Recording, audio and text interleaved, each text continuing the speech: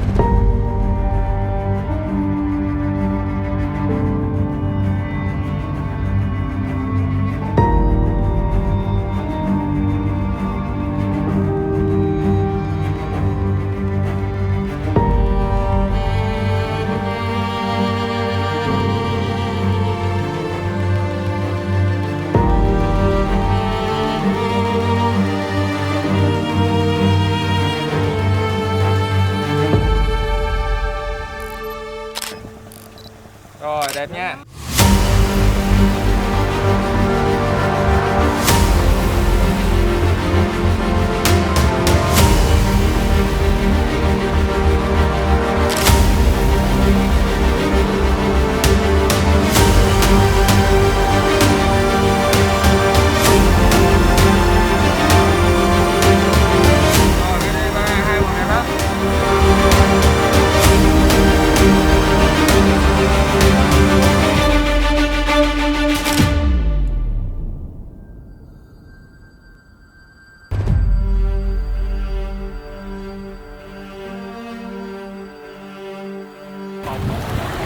Cẩn thận nha.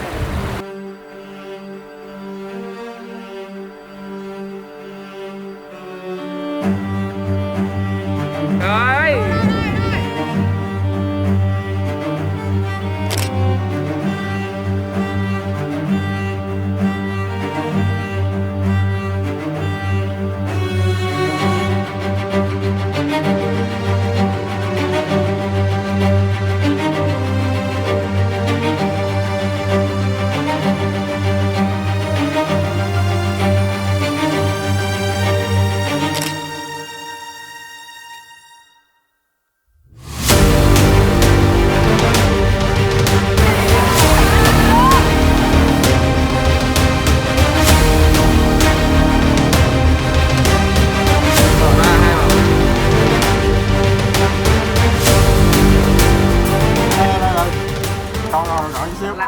Rồi, vô tư thế nè. Thở hết nước rồi.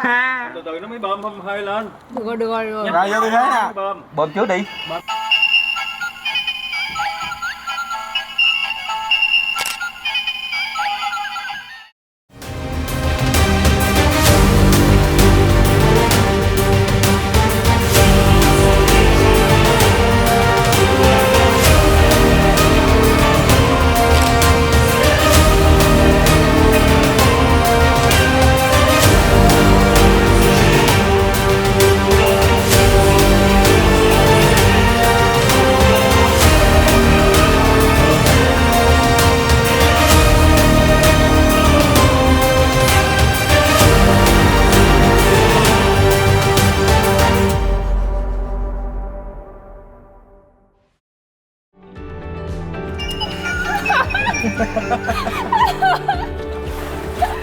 Má sợ cái bà lắm luôn á, con tôi chơi là tôi sợ lắm luôn á.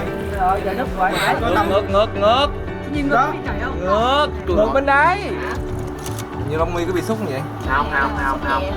Đó. Khoe mắt khuyên tay trái. Bên này thấy. Xúc rồi. Nhưng mà nãy mấy tấm beauty kia có rồi mà giờ mình còn thiếu tấm đặt nước thôi mà. Giờ tạt nước đi. Nhưng mà chỉnh lại đi. Cảm ơn các bạn đã theo dõi hành trình chụp hình thời trang tại hang gái của Danny. Để theo dõi tập tiếp theo, hãy click link bên đây. Ngoài ra, đừng quên sub channel của Danny nhé, để đừng bỏ lỡ rất là nhiều clip về hậu trường, chụp ảnh cũng như những clip chia sẻ về kiến thức nhiếp ảnh. Cảm ơn và hẹn gặp lại. Xin chào.